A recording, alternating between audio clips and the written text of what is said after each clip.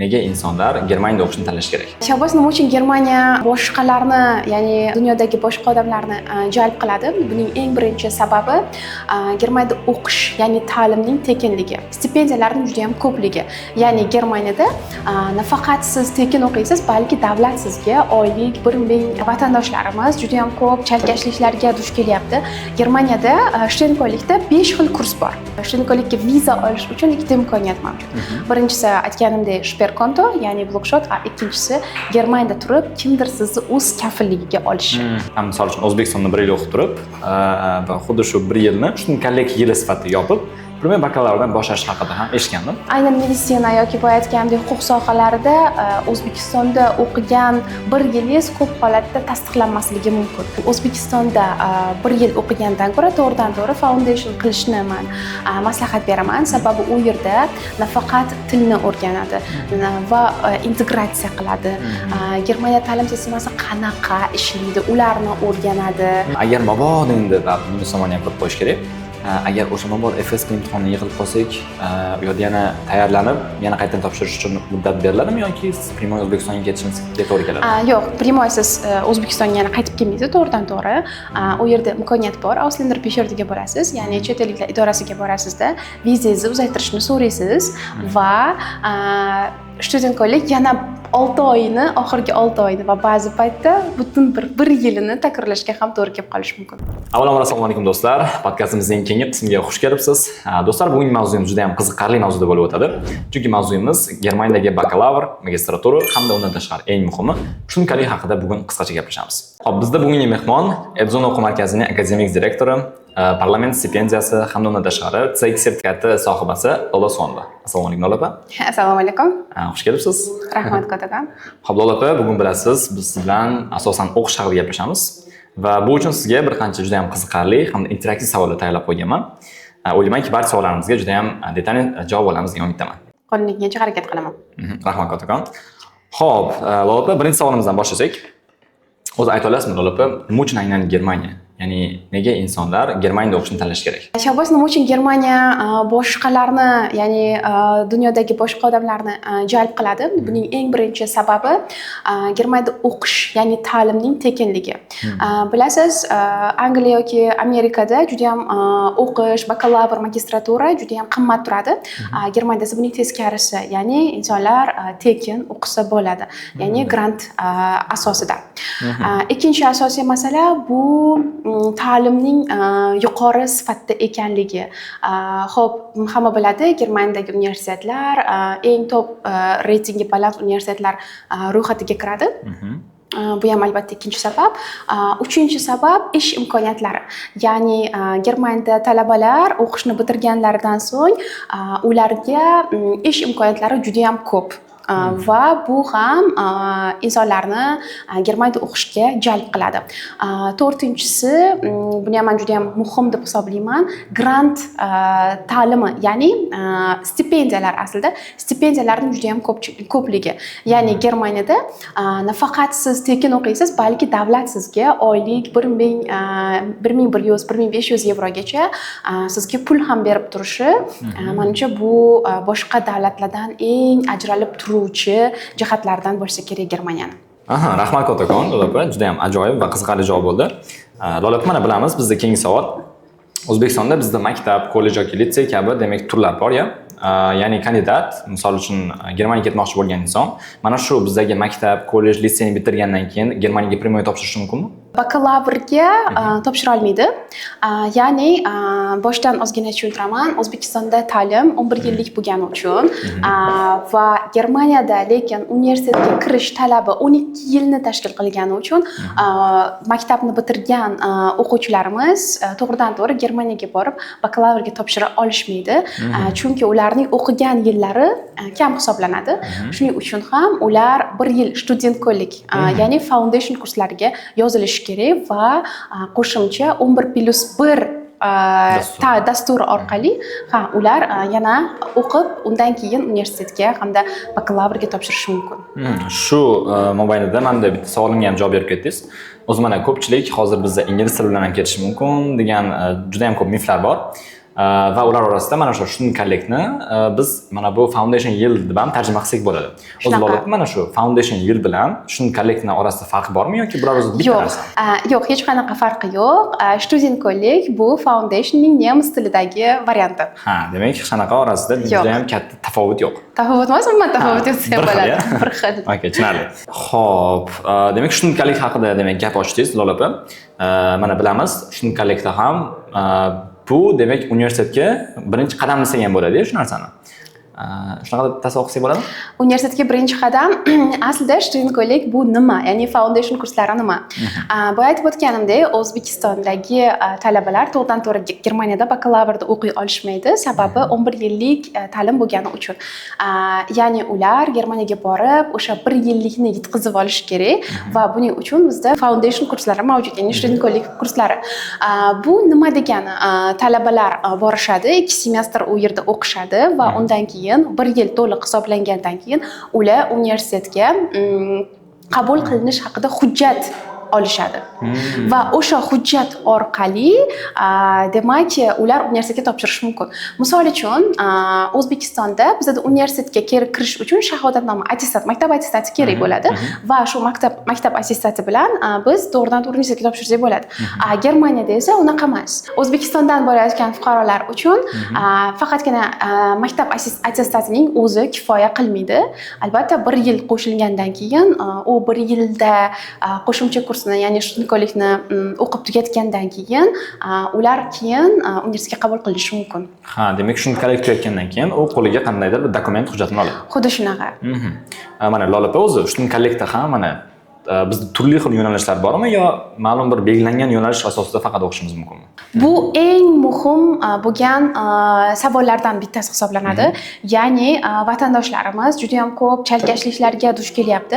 Germaniyada student collectda 5 xil kurs bor. Misol uchun bular texnika kursi, T kurs deyiladi, meditsina kursi, M kurs deyiladi. Xo'p, Wirtschafts kurs bor, ya'ni iqtisodiyot kursi bor. Undan keyin S kurs bor va G kurs bor. To'pato'g'ri. 5 ta kurs bor va ushbu 5 ta kursni ular oldindan yaxshilab reja qilib borish kerak. Sababi M kursini tugatgandan keyin, ya'ni deylik, meditsina kursini tugatgandan keyin ular borib bu student collect bergan hujjat bilan V kursda o'qiy olishmaydi. Yoki bo'lmasam texnikada o'qishlarini davom ettira olishmaydi. Shuning uchun ham student collect qilmoqchi bo'lgan vatandoshlarimizga eng birinchi tavsiyam bu ular boshidan Germaniyada qaysi sohada o'qishini yaxshilab reja qilib, undan keyin student collect tanlashlari kerak bo'ladi. Bu juda ham muhim bo'lgan punkt. Nuqta. Demak, student collectga topshirishdan oldin mana shu aytib o'tgan 5 ta kursingizni ular o'sha 1 yil ichida yoki umuman hayoti davomida demak planlashtirib ya'ni ular Germaniyada bakalavrda qanaqa yo'nalishda o'qiyotgan bo'lsa, o'shanga mos bo'lgan kurs tanlaydi. Bu juda ham muhim. Tushunarli. Okay, demak shunaqa taassurot uyg'onishi mumkin bizda. Misol, ko'pchilik mana bilamiz, xatoni uni qilishdan oldin payqash qiyin-ku. Ya'ni demak bu biz xato qilishimiz uchun demak yaxshi variant emas. Ya'ni ko'pchilik misol bilishmaydi, to'g'rimi? Ko'pchilik insonlar hozir men qaysi yo'nalishda ketyapman, hali yo'nalishni aniq qilmagan insonlar bo'lishi mumkin. Ha, shuning uchun ham 1 yil umr bekor ketmasligi uchun u yerda aniq bir maqsad qo'yilishi shart. Tushunarli. Xo'p, keyingi savolimiz opa. O'zi mana shu student collect dasturiga bizdan qanday hujjatlar talab etiladi yoki mana shu kursni o'tash uchun biz ichki ekzameni bormi va hokazo. Shular haqida ham qisqacha aytib berasiz? Student collectga kerak bo'ladigan talablardan eng birinchisi bu sohaga qarab B1 yoki B2 sertifikati.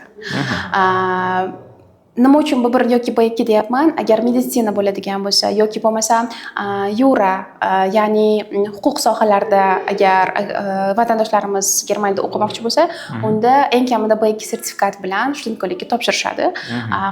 Qolgan holatlarda esa B1.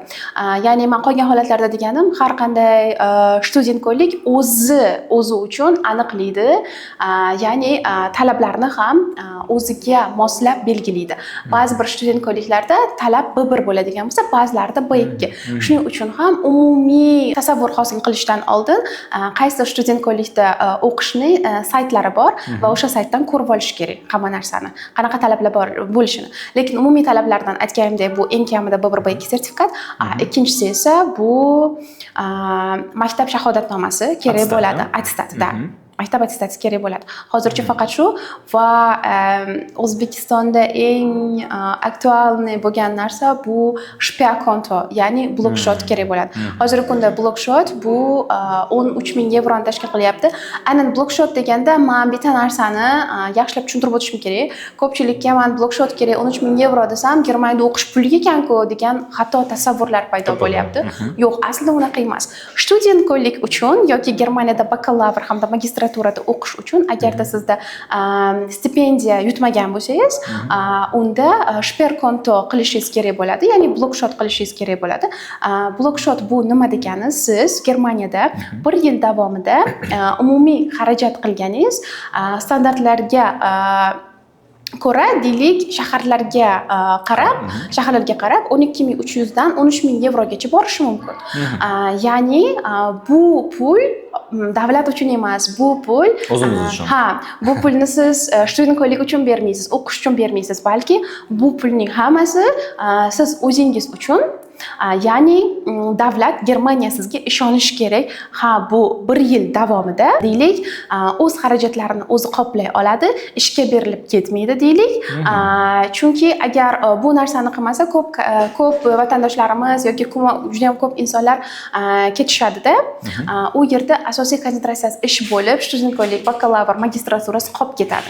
O'sha narsani oldini olish uchun 1 yillik xarajatlar to'planadi va uni oldindan bankka qo'yib, kontoingizni, ya'ni shotingizni siz bloklab qo'yasiz va o'sha bloklangan shotdan har oy Germaniya banki sizga 1100-1200 yevrodan kartangizga yana qaytadan tashab turadi 1 yil davomida. Bu nima uchun? Birinchi navbatda siz u yerda yangi atmosfera, yangi kultur bo'lgani uchun ozgina moslashib olishingizga kerak bo'ladi va ikkinchisi asosiy maqsad siz ishga berilib ketmasdan to'g'ridan-to'g'ri konsentratsiyangizni o'qishga qaratishingiz uchun bu blokshot kerak bo'ladi. Menimcha uchinchidan albatta ko'chada qolib ketmasligingiz uchun. To'g'ri, ko'chada qolib ketmasligingiz uchun. Germaniyada sizni xarajatlaringizga hech kim kafil bo'lmagani uchun aynan mana shu blokshotingiz sizni hayotingizga va o'qishingizga kafil bo'lib xizmat qiladi. Tushunarli. Okey. To'g'risini aytsam, Lola opa, o'zimda juda ham ko'p tanishlar bo'lgan. Aynan mana shu blokshot tufayli Germaniyaga keta olishmagan. O'zi mana Lola opa, blokshot qo'yishdan tashqari, ya'ni mana shunga alternativ bo'lgan yechimlar ham bormi yoki blokshot qo'yishimiz kerak, undan tashqari boshqa variantlar yo'qmi? Germaniyada agar student kollej haqida gap ketadigan bo'lsa, student kollejga viza olish uchun ikkita imkoniyat mavjud. Birinchisi aytganimdek shperkonto, ya'ni blokshot, ikkinchisi Germaniyada turib kimdir sizni o'z kafilligiga olishi. Anglatmoqchi edim, kafillik degan. Kafillik, o'z kafilligiga olishi, faqat kafillikka oladigan shaxs ham ma'lum bir talablarga javob berishi kerak. Ya'ni eng kamida 3,5 ming 4 ming yevro oylik olgan bo'lishi kerak va Germaniya fuqarosi bo'lish kerak.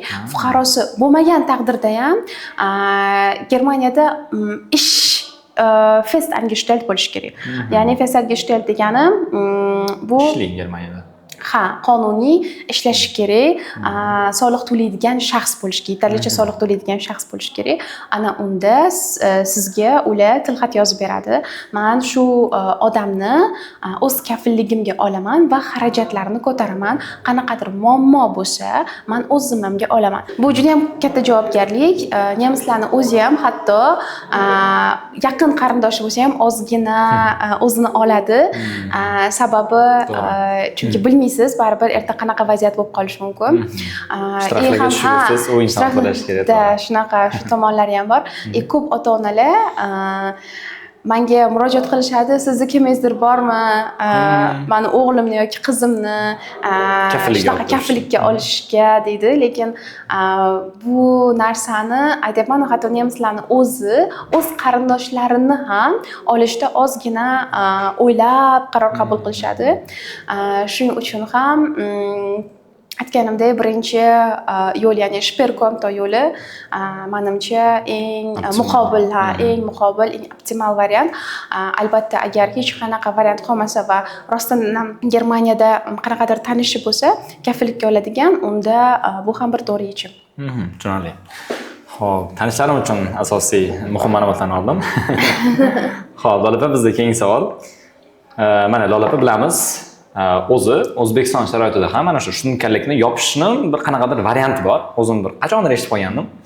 Misol uchun O'zbekistonda 1 yil o'qib turib, xuddi shu 1 yilni tushunkanlik yili sifatida yopib, primer bakalavrdan boshlash haqida ham eshitgandim. Shunaqa. Agar siz O'zbekistonda davlat universitetlarida, ya'ni davlat akkreditatsiyasidan o'tgan universitetlarda 1 yil o'qigan bo'lsangiz, va o'sha universitetingizni Germaniya tan olsa, unda bu studentlikni o'rniga o'tadi. Chunki shunda sizda 11+1 bo'ladi. Ya'ni O'zbekistonda ham 1 yil o'qigan bo'lasiz. Faqat unda ham e'tiborli bo'lish kerak, baholarga e'tibor berilishi kerak va ikkita semestr to'liq yopilgan bo'lishi kerak. Undan tashqari, xo'p, juda ham ko'p savollar kelib chiqadigan jihat bu hamma sohaga ham shu o'tadimi? Deylik, misol uchun ba'zi bir holatlarda universitet bizdagi 1 yilni tan olmasligi holatlari ham mavjud. Bilasiz, Germaniyada har bitta Bundeslanddagi har bitta universitet o'z holicha qaror qabul qiladi. Shuning uchun ham qaysi universitetga topshirishdan oldin uni saytiga albatta kirib, qanaqa talablarga men javob berishim kerak deb kandidat har bittasi o'ylab keyin yo'l tutish kerak bo'ladi. Lekin rostdan ham yana bitta muqobil variant, ya'ni Germaniyada shirinko'llik qilib yuramanmi, vaqtimni ketkazib deydiganlar uchun O'zbekistonda 1 yil o'qib, ikkita semestrni yopib, o'sha hujjat bilan shirinko'llik qilsa bo'ladi. Lekin bu degani hamma universitetlar shuni tasdiqlaydi degani ham emas. Bunga ham e'tiborli bo'lish kerak. Aynan meditsina yoki boya aytganimdek huquq sohalarida O'zbekistonda o'qigan 1 yilingiz ko'p holatda tasdiqlanmasligi mumkin. Soatlar yetmay qolishi bor, ta'lim sistemasini turli xil bo'lishi bor. Baribir aytganimdek universitet hal qiladi va universitetga qarab siz orientir olishingiz kerak bo'ladi. Tushunarli. O'zi mana Lola opa, qarang, shunchalik mana o'qish, ko'pchilik shunchalik o'qish uchun ketyapti, to'g'rimi? Universitetlar, Germaniyadagi universitetlar ham bunga qanaqangidir ma'lum sabab bo'lishi mumkin. Что kelayotgan insonlarni shunchalik o'qish uchun. O'zi shunchalikni universitetda primoy o'qishdan qanaqangidir plus taraflari bormi? Ya'ni adaptatsiya uchunmi yoki u yerda biz universitetda ko'rmaydigan narsalarni ko'rishimiz mumkinmi? Ya'ni muhit boshqacha bo'ladimi? Shular haqida ham aytib bera olasiz?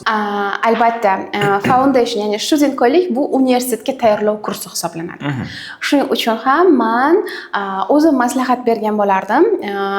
Agarda maktabni tugatgandan keyin rostdan ham niyati Germaniyada bakalavr o'qishni reja qilib turgan insonlarga men O'zbekistonda 1 yil o'qigandan ko'ra to'g'ridan-to'g'ri foundation qilishni men maslahat beraman. Sababi u yerda nafaqat tilni o'rganadi va integratsiya qiladi. Germaniya ta'lim sistemasi qanaqa ishlaydi, ularni o'rganadi. Undan tashqari imtihonlar topshirish jarayonida aslida rostdan ham Germaniyada o'qish qiyinmi, osonmi, o'z savollarga javob oladi. Juda ham ko'p tomonlari bor. Men o'zim maslahat beraman, foundation qilib, undan keyin universitetga topshirishni. To'g'ri. Mana boya aytib ketdingiz, mana bizda shunaqa holat bor.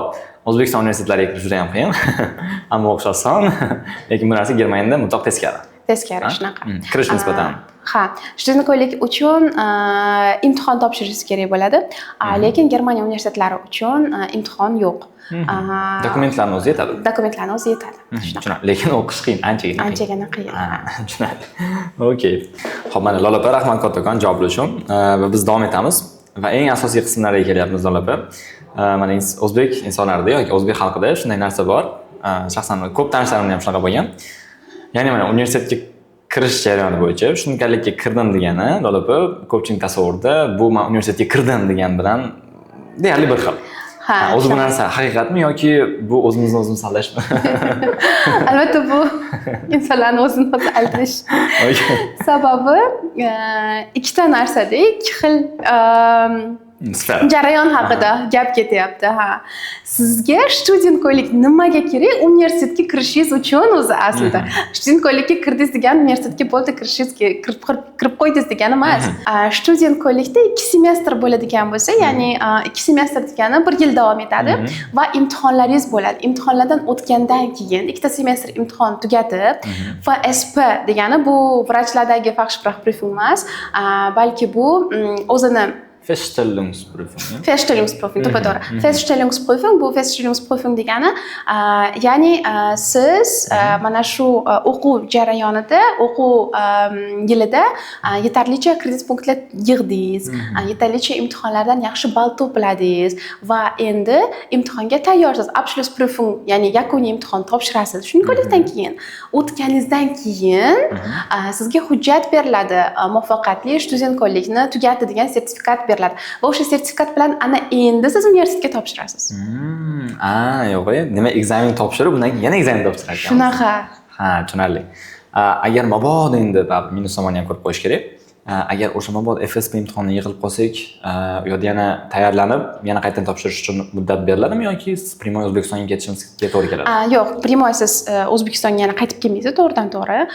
U yerda imkoniyat bor, Ausländer Behördiga borasiz, ya'ni chet elliklar idorasiga borasizda, vizangizni uzaytirishni so'raysiz va student ko'ylek yana 6 oyini, oxirgi 6 oyini va ba'zi paytda butun bir yilini takrorlashga ham to'g'ri kelib qolishi mumkin.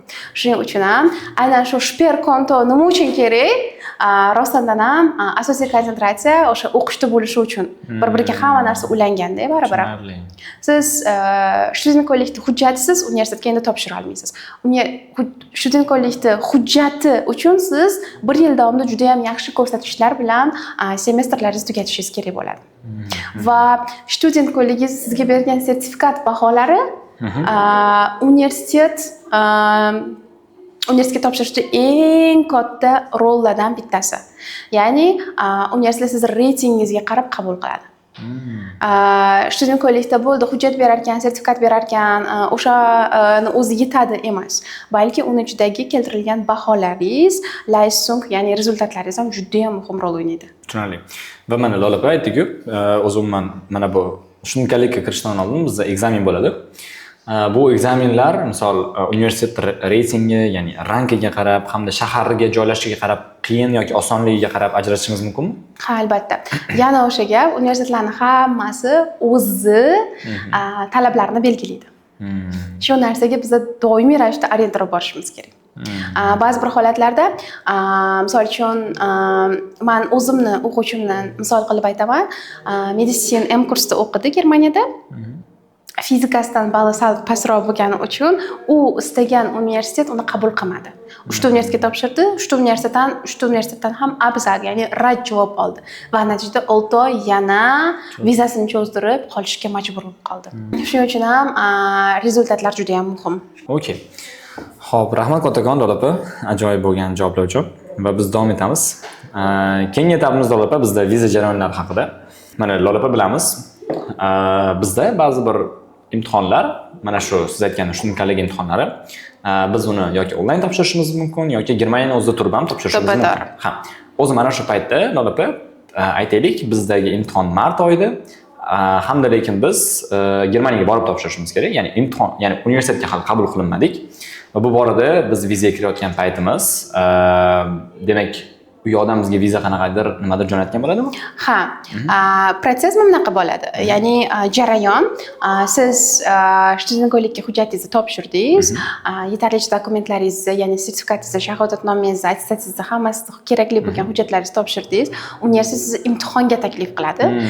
Imtihonga taklif qilish emaili va hujjati orqali siz vizaga kirib chiqasiz. Nimalar kerak bo'ladi? O'sha aytilgandek, sizni imtihonga chaqirganligi bo'yicha tasdiqnoma, sertifikat va Lebenslauf, motivatsion schreiben, undan tashqari hisobingizda o'sha ko'rsatilgan shper konto borligi to'g'risida hujjat.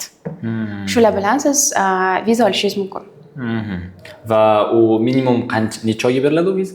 Viza 6 oyga. 6 oyga, minimum 6 oy. Minimum 6 oyga beriladi. Tushunarli. Если что, agar universitetga kirgandan keyin uni cho'zdirib olish mumkin. Albatta. Ha, bo'ldi. U boya aytganingizdek Auslands Behordagi. Auslands Behordga. Ha, Auslands Behord. Ha, bo'ldi. Tushunarli. Okay, rahmat Lola opa. Shu bilan biz tushunarli qismini yopamiz. Xo'p, Lola opa, endi siz bilan xudo xolisa bakalavrdan keyingi dastur, ya'ni magistratura haqida qisqacha gaplashamiz. Xo'p, Lola opa, bilamiz, bizda ko'pchilik bakalavr o'qigandan keyin albatta keyingi plan sifatida magistraturani oldingi qadam sifatida qo'yib qo'yadi. Va o'zi ayta olasizmi, Lola opa, bakalavrdan farqli o'laroq mana shu magistratura uchun ham talablar bormi va ular qanday? Xo'p, eng birinchi talab bu albatta til darajasi. Shunkolikka o'xshab. Xo'p, Germaniyada magistraturada ikki xil tilda o'qishingiz mumkin. Xohlasangiz ingliz tilida va xohlasangiz nemis tilida. Nemis tilida o'qishingiz uchun sizni sohangizga qarab, o'qiyotgan faningizga qarab bo'linadi. Deylik, buni ham universitetning o'zi hal qiladi. Ba'zi paytlarda B2, ba'zi paytlarda C1 va ba'zi paytlarda hatto C2 ham talab qilinishi mumkin. Ingliz tilidan esa eng kamida 6,5-7 darajada bo'lishingiz kerak. Agar ingliz tilida magistraturangizni davom ettirmoqchi bo'lsangiz. Ikkinchi asosiy talab bu bakalavrda sizni baholaringiz yaxshi bo'lishi kerak. Sizni baholaringiz yaxshi bo'ladigan bo'lsa, reytingingiz ham yuqori bo'ladi va sizni qabul qilish ko'rsatkichi anchagina oshadi. Va uchinchi asosiy talab bu aytganimdek yana Sperkonto yoki bo'lmasam buni ham Sperkonto. Ha, buni ham Sperkonto albatta, yoki bo'lmasam kafillik va magistraturadagi yana bir eng yaxshi Germaniya uchun optimal variantlardan biri bu stipendiya. Stipendiya dasturlari bor.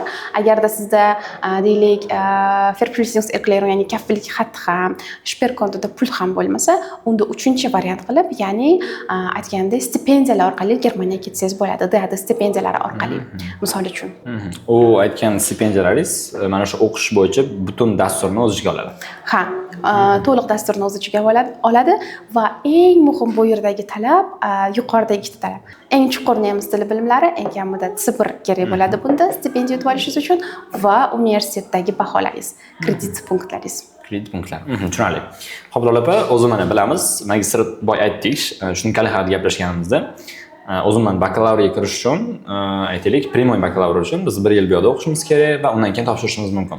Magistratura uchun ham bu narsa, ya'ni bu jarayon yaqqol. Ya'ni biz O'zbekistonda bakalavr tugatgan bo'lishimiz kerak va vaholanki keyin magistratura topshirishimiz mumkin-da. Bakalavr tugatish deganda bitta narsa muhim rol o'ynaydi-da. Hozir juda ham ko'p kandidatlar deganim juda ham ko'p insonlar xo'p, adashib qolishyapti. Juda ham ehtiyot bo'lish kerak O'zbekistonda bakalavrda o'qishda. Ya'ni O'zbekistondagi juda ham ko'p afsuski shaxsiy universitetlar Germaniyada tan olinmaydi.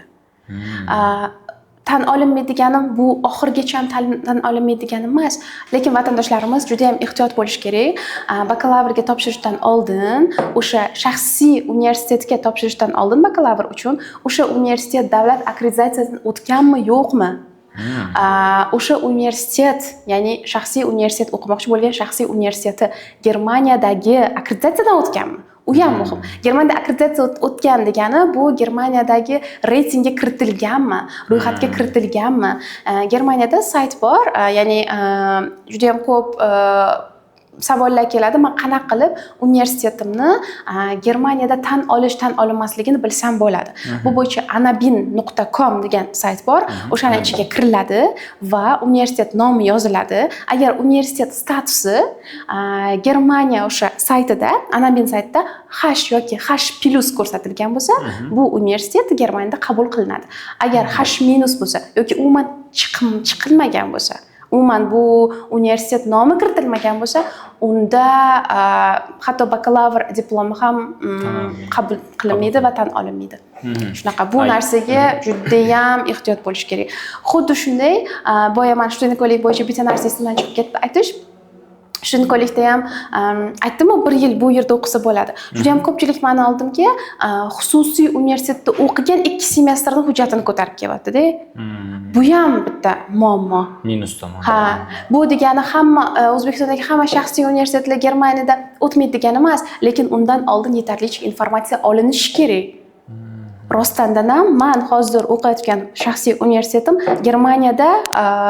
Germaniyadagi statusi qanaqa?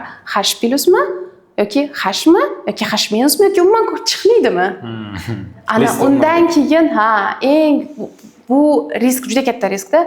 Chunki bo'ldi agar studentkollekni o'rnini bosadigan bo'lsa, 1 yil o'sha yerda tez o'qishimni tugataman deb juda ham vaqtini yo'qotyapti, ham juda ham katta pulini yo'qotyapti. Demak, mana o'sha aytgan saytingizda xudo xolasa biz tomoshabinlarimizga havola pastiga qoldirib ketamiz. Bemalol kirib, universitetingizni tekshirishingiz mumkin.